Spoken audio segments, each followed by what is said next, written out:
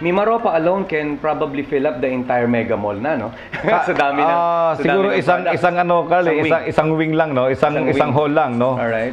Pero kung talagang kukunin mo lahat yung ano, kasi ang tinitingnan namin, dinidisplay namin, pag may bumili, kailangan kaya mong supplyan. Correct. Commercial production ka dapat. Hindi pwede yung pakonti-konti lang, no? So, alam mo, bago ka mag-produce ng isang produkto, ang dami mo pang dadaanan eh.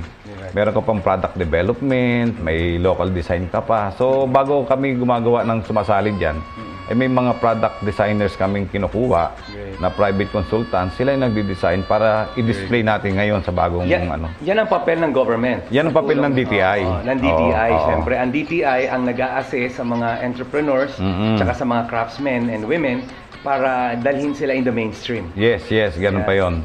Saka isang regional project pa namin yung bayong eh. Kasi environment yan. Lahat ng klaseng bayong, bags, merong bawat probinsya. Perfect. Kasi alam mo naman ang buri, yan eh, sabi nga puno ng langit yan eh.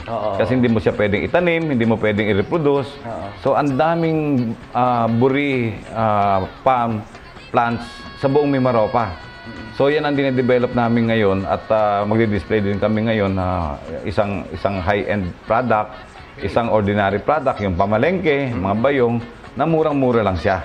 Siyempre ang provincial governments dito sa Mimaropa as well as the local governments, the municipal and city governments are I'm sure in full support, and you may wanna mention some of them. Malaking tulong talaga ng governor. Number one ng sasabihin ko ngayon ang suporta natin governor, no?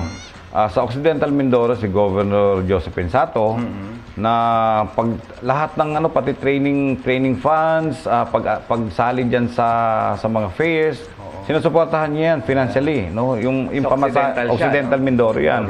Pagdating sa Oriental Mindoro naman, si Governor Boy Umali, ay wala kang pag-uusapan yan kasi alam mo, Carl, meron kaming allocation sa provincial government para i-develop yung mga auto products yan per munisipyo.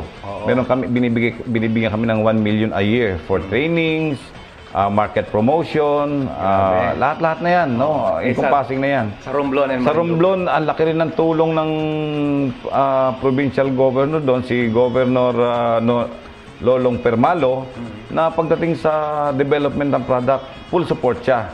At siyempre, sa Marinduque, si Governor Carmencita Reyes, ay pag sinabi mong OTOP yan at DTI project, ay talagang handyan na rin siya. No? Correct. Wala na pag-uusapan. Hindi ka na magdadalawang salita. Ganon din kay Governor Baha Mitra ng Palawan, na talagang all-out support din siya basta nag-propose ang DTI, product development, ay tuloy-tuloy yung kanilang suporta. Ang sinasabi nga, ang lifeblood daw ng isang ekonomiya ay nandun sa industriya at sa mga negosyong nakapaloob dun sa pinakang baba. Tama yun, tama yun. And one product brings it to the lowest level of empowerment in the communities, in the families who start it, who benefit from it, and of course, grow it with the government. What is unique with Mimaropa is that these are island provinces connected by one leadership and of course connected by one vision to synergize, to help one another and to bring out the best in each of them. And in that leadership, there is a need to have,